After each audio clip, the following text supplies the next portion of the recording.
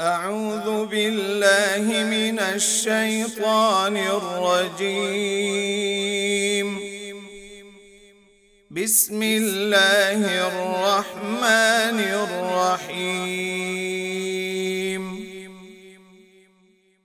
في الدنيا والآخرة ويسألونك عن اليتامى قل إصلاح لهم خير وإن تخالطوهم فإخوانكم والله يعلم المفسد من المصلح ولو شاء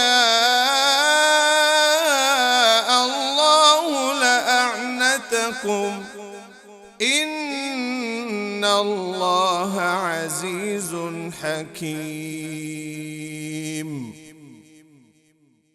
ولا تنكحوا المشركات حتى يؤمن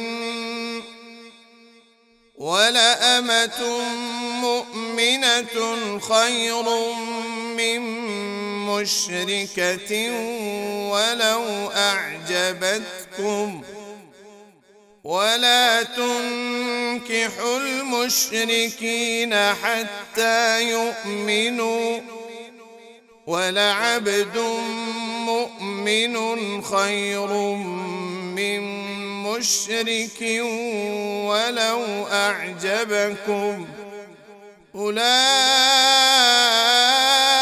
يدعون إلى النار والله يدعو إلى الجنة والمغفرة بإذنه ويبين آياته للناس لعلهم يتذكرون.